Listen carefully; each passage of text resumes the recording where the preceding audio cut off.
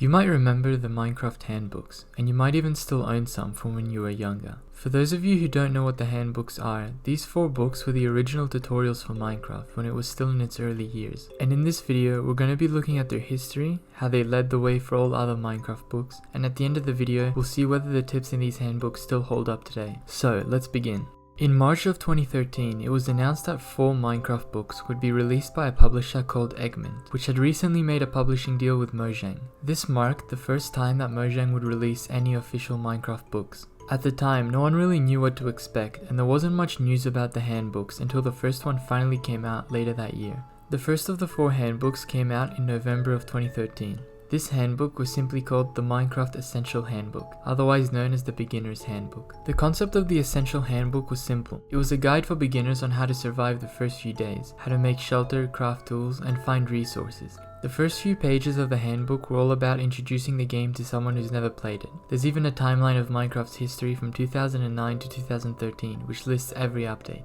The rest of the pages introduce the mobs and everything else you'd encounter in the game. The Essential Handbook was a simple concept, but it became extremely popular, and it was described as flying off the shelves by sellers. There were no other handbooks until March of the following year, but the sales of the first handbook was still growing when the Redstone Handbook was released. This book gave information on redstone circuits, along with construction ideas and redstone tips from the developers. Unlike the Essential Handbook, the Redstone Handbook was a good buy for both beginners and experienced players, as it had helpful guides to secret piston doors, traps, and even advanced redstone elevators. Again, this book was a huge success, and it made people more excited for the other 2 handbooks that were coming out later that year. The last 2 handbooks were both released in August of 2014. The first was the Construction Handbook, which supposedly contained step-by-step instructions on how to build various buildings and contraptions, including favorite ones from the developers. But in reality, this handbook was more useful as inspiration for building rather than a step-by-step guide, because you'd have much more success if you watched building tutorials on YouTube rather than looking at pictures from the book. But overall, the Construction Handbook was still a good source of inspiration by showing some impressive builds from the community.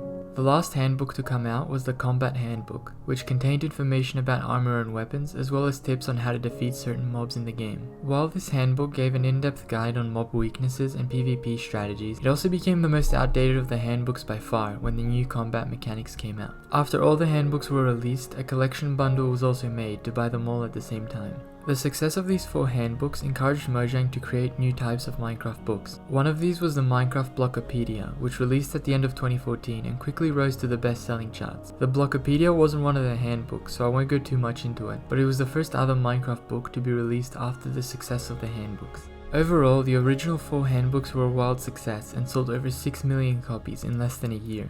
As time went on, the handbooks became outdated, and only a year later, in July of 2015, they were all revised to include the newest features.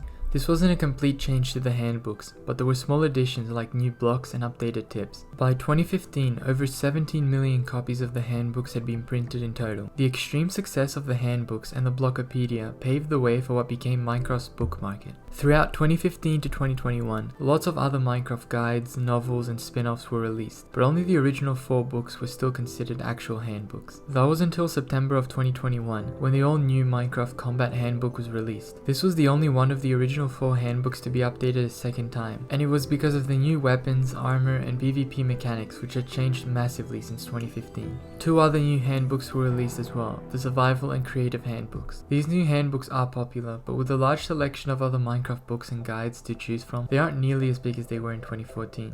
Now for the question, do the original 4 handbooks still hold up today? Well, yes and no. The Essential, Redstone, and Construction handbooks could still be relevant to new players, since the basic mechanics of Minecraft haven't changed much. If you've never played Minecraft in your life and you used the first 3 handbooks, then you'd still be able to understand the tips. And there's even some tips that experienced players may not know about, like being able to put dogs on leashes with a fishing rod. But as for the Combat Handbook, it's the most outdated by far. The tips in the book don't make sense by today's standards. For example, slimes don't sink to the bottom of swamps anymore, and Minecraft combat is completely different. But either way, for those who own these handbooks, it's fun to look back and see how Minecraft used to be. Thanks for watching, and I'll see you in the next video. Bye.